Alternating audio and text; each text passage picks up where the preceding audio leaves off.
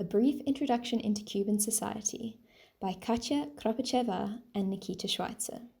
The largest of the Caribbean islands, Cuba is situated between the Caribbean Sea and the North Atlantic Ocean. It was discovered by Christopher Columbus in 1492. Over the following centuries, Cuba developed as a Spanish colony until gaining independence from Spain in 1898 and America in 1902. The main language is Spanish and the currency is the Cuban peso. The country has a total area of around 111,000 kilometers squared, which is roughly 22% of the size of Spain or 1/3 of the size of Germany.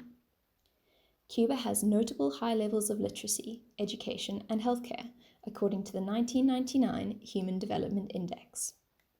Cuba currently has a population of approximately 11.3 million people. Life expectancy is high at 79 years, and the unemployment rate is very low at 2.6%.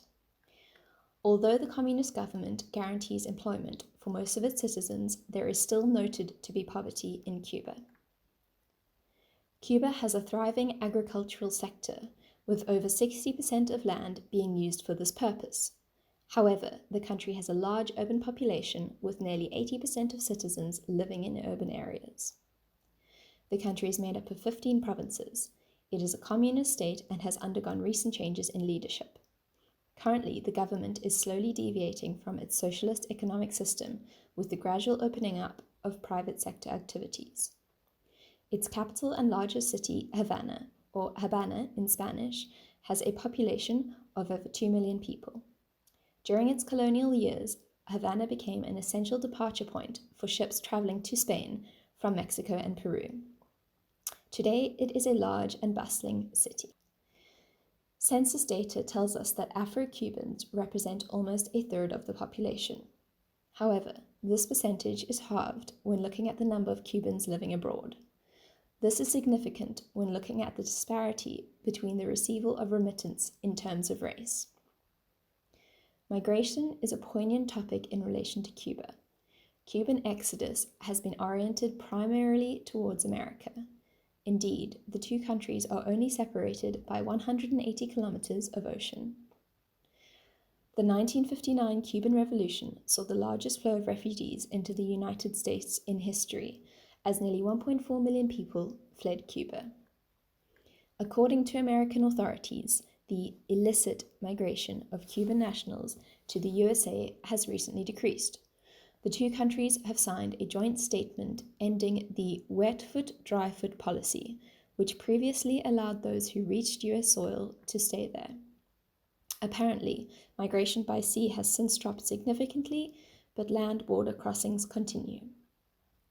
In 2015, Cuban and US embassies reopened in their respective countries, but the relationship remains tense, according to American sources. However, there is a wide range of transnational social, religious, and cultural ties between the networks of Cubans living in Cuba and those who have emigrated to America, of which family visits and the sending of remittances are the most visible. According to a study, the inequalities that have opened up in Cuban society are profoundly marked by race. As the overcoming of racism and social inequality was at the core of the revolutionary project, the government and Cuba's National Office of Statistics tend to publish very little data on this topic. Because many Afro-Cubans do not have family outside of Cuba, they do not receive any external funding in this sense. Within the economic structure of a communist state, this tends to make a significant difference. As the economy evolves, Afro-Cubans have less access to foreign currency and the emerging opportunities associated with tourism and self-employment. Cuba seems to see a contradiction in gender-related issues.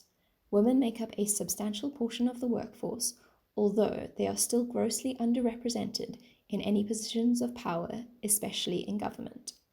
Thankfully, women's issues are beginning to gain traction in the Cuban socio-cultural discussion.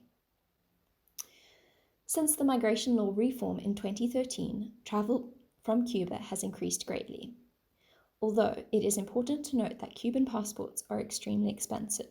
In terms of traveling to Cuba, the country has seen a rapid growth in tourism to the island in the last 20 years. This recent growth, though beneficial in certain ways, has said to have driven the wedge of inequality, and specifically racial inequalities, deeper.